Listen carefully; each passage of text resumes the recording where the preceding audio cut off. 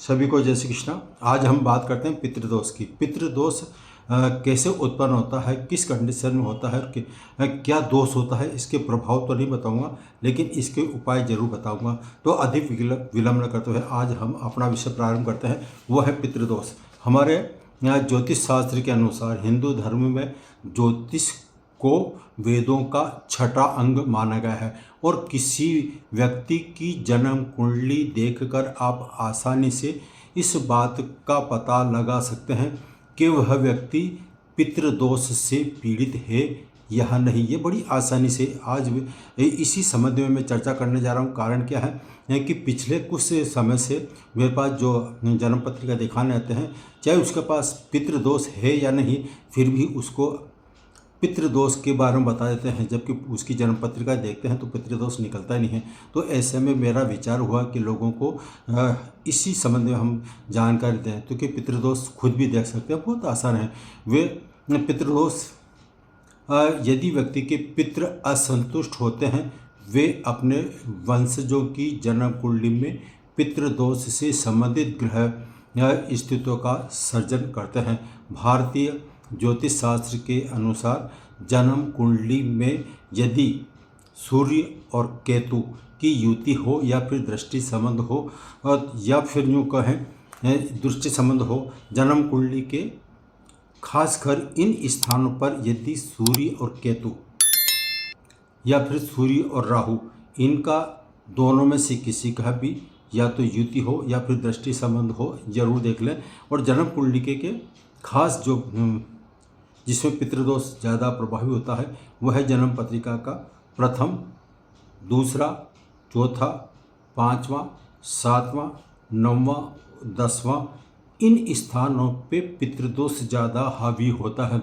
वैसे मैं प्रयास ये कर रहा हूँ कि जन्म पत्रिका के 12 स्थानों पर यानी कि हाउसेस पर इसका क्या प्रभाव पड़ता है यदि सूर्य के साथ राहु हो या सूर्य के साथ केतु की युति हो या फिर दृष्टि संबंध हो, तो ऐसे में पितृदोष किस प्रकार काम करता है, जन्म कुंडली में पितृदोष होता है या नहीं होता है। इससे जन्म कुंडली के जिस भाव में यह योग होता है वहाँ पर पितृदोष के अपने संबंधित फल देते हैं। तो अब हम बात करते हैं सबसे पहले प्रथम स्थान की। उदाहरण के लिए थोड़ा मैं बता देता हूँ। प्रथम स्थान से यदि सूर्य राहु यथा अथवा सूर्य केतु का अशुभ योग प्रथम भाव में हो तो ऐसा व्यक्ति जो है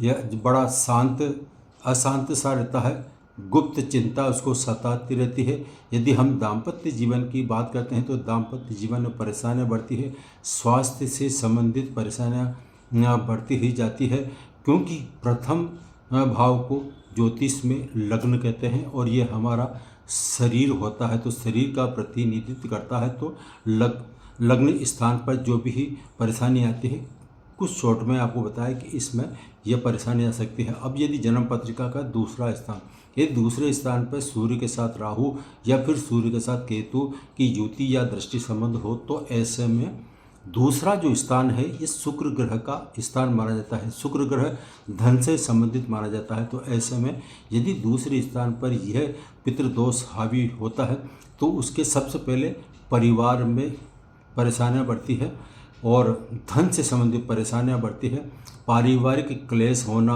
वैमनस्यता होना, आर्थिक उलझने होना, यदि ये दूसरे स्थान पर स्थित होगा। अब तृतीय स्थान, वैसे हम तृतीय स्थान को पराक्रम का, साहस का स्थान मानते हैं और यहाँ पर यदि राहु या केतु पाप ग्रह स्थित होते हैं तो ये इसमें यहाँ पर शुभ परिणाम देते हैं। लेकिन जब सूर्य के साथ इनका संबंध होता है तो पितृदोष यहाँ पर हावी होने के कारण उसके साहस पराक्रम में कमियाँ जाती है, भाई बहनों से उसकी बनती नहीं है और भाई बहनों से बड़ा झगड़ा चलता ही रहता है। अब हम छोट में बात करते हैं जन्म पत्रिका के चतुर्थ स्थान में।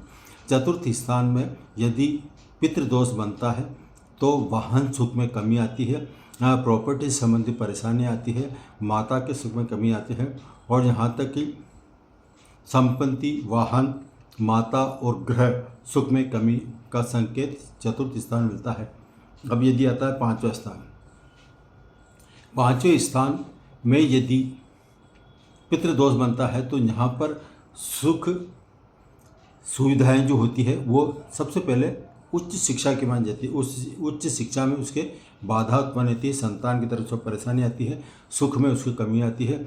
और ये ऐसा व्यक्ति अचानक धन पाना चाहता है शेयर मार्केट लॉटरी वगैरह में, तो उसको यहाँ पर दिक्कत आ सकती है। और छठे स्थान की यदि हम बात करते हैं तो छठे स्थान पर यह है गुप्त शत्रु का स्थान माना जाता है, रोग ऋण ऋतु का स्थान माना जाता है, कोर्ट कचहरी का स्थान माना जाता है। तो ऐसे में यदि जन्म पत्रिका के इस छठे स्थान पर पितृदोष होता है तो उसको आए दिन कोर्ट कचहरी की परेशानी, झगड़े झंझट बन रहते हैं, बीमारियां परेशान करती है, या फिर ऋणी हो जाता है तो उस ऋण से छुटकारा मिलने में दिक्कत आती है।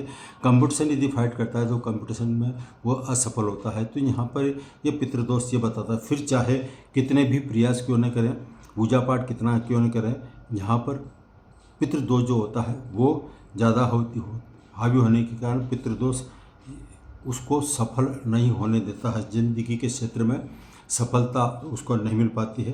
अब इसके अलावा यदि हम जन्म पत्रिका के 7वें स्थान की बात करते हैं तो 7वें स्थान पर यह दाम्पत्य सुख के बारे में बताता है। दाम्पत्य उसका जीवन और बिजनेस से संबंधित यहाँ पर देखा जाता है। यदि 7वें स्थान पर जन्म पत्रिका के 7वें स्थान पर पितृदोष होगा तो ऐसे में ऐसा व्यक्ति को कुछ परेशानी आ सकती है। वैवाहिक सुख साझेदारी की व्यवस्था में कमी आना परेशानी का कारण होता है। अष्टम स्थान की बात करते हैं तो अष्टम स्थान पर पिता से मतभेद हो सकता है और पैतृक संपत्ति मिलने में उसको परेशानी बढ़ सकती है। यह निश्चित तौर पर यहाँ पर यह उलझने पैदा करता है। अचानक परिवर्तन उसके जीवन में आते हैं।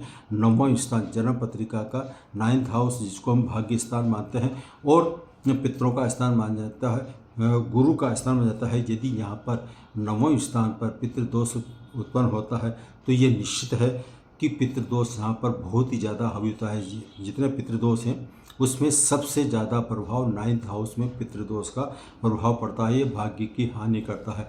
तो यहाँ पर भाग्य की जब हानि होगी तो स्वाभाविक तौर पर है उसके जीवन में परेशानियाँ बढ़ेगी। अब आप बात करते हैं 10वें स्थान जिसको हम कर्म क्षेत्र कहते हैं। 10वां स्थान ये आपके सरकारी सेवा का माना जाता है। सर्विस कार्य, सरकार की तरफ से लाभ, व्यवसाय बिजनेस कैरियर से संबंधित माना जाता है। तो यहाँ पर यदि पितृदोष बनता है तो यहाँ ये परेशानी उत्पन्न होती है। उसके यश मान प्रतिष्ठा में चोट लगती है और हर क्षेत्र में उसको असफलता का मुंह देखना पड़ सकता है। अब हम बात करते हैं जन्म पत्रिका के 11वें और 12वें स्थान पर। तो यदि दोनों पर बताता हूँ, सबसे पहले उसकी इच्छाएं पूरी नहीं हो पाती, सोसाइटी में उसको मान सम्मान में कमी आती है, ये सोर्स ऑफ इनकम जो है उसमें बाधाएं आती हैं।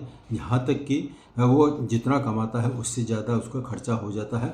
मित्र वर्ग से परेशानियां बढ़ सकती है। तो ये है जन्म पत्रिका के 12 ही स्थानों पर यदि पितृदोष है तो ऐसे में हमें क्या परेशानी आ सकती है। अचानक वाहन आदि के कारण दुर्घटना का भय सताता रहता है, प्रेत बाधा सताती है, नेत्र रोग बुखार जैसे संबंधित उसका परेशान कर सकती है। प्रमोशन तरक्की में उसके नुकसान या रुकावट जरूर होती है। कार्य में बाधा आना, अपयश, धन की हानि, ये सब इस पितृदोष से उत्पन्न होते हैं। पितृदोष वैसे अब हम बात करते हैं।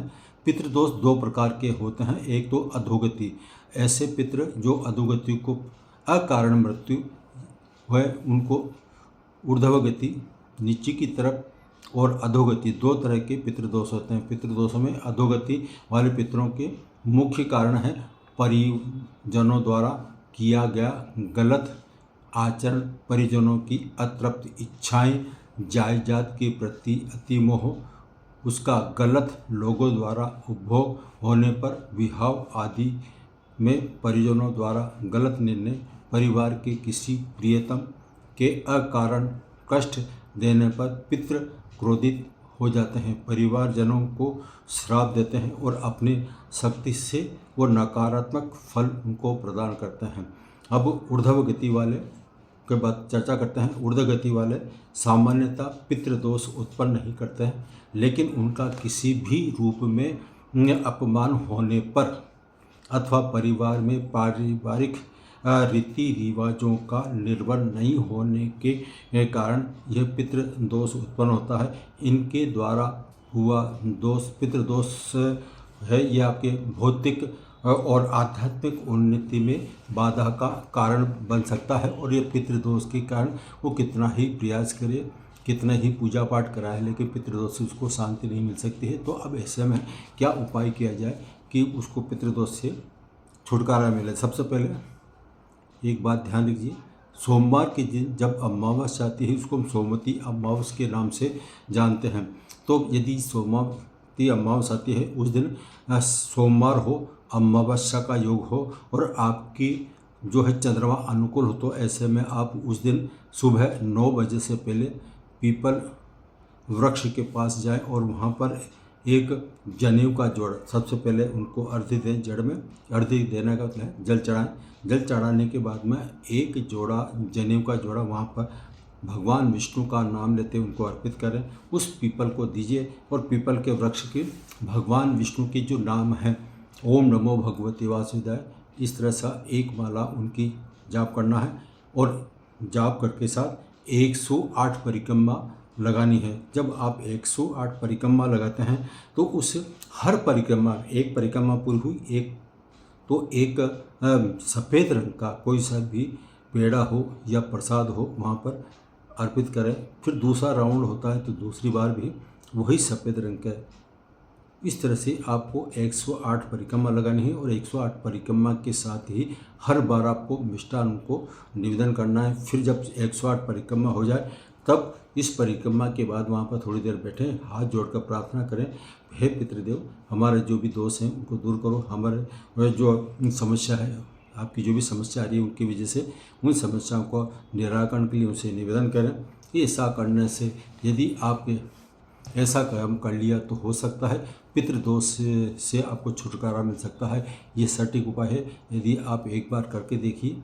यदि इसको फ़ायदा होता है तो जब भी अमावस्या आती है तो समय निकालकर यह कार्य करें, तो इससे आपकी खुद की सुख शांति रहेगी, समृद्धि बनी रहेगी और परिवार में भी इसका पॉजिटिव ही प्रभाव पड़ेगा। आज इतना ही, अब मैं अपनी वाणी को विराम दे रहा हूँ। सभी को जय श्री कृष्ण।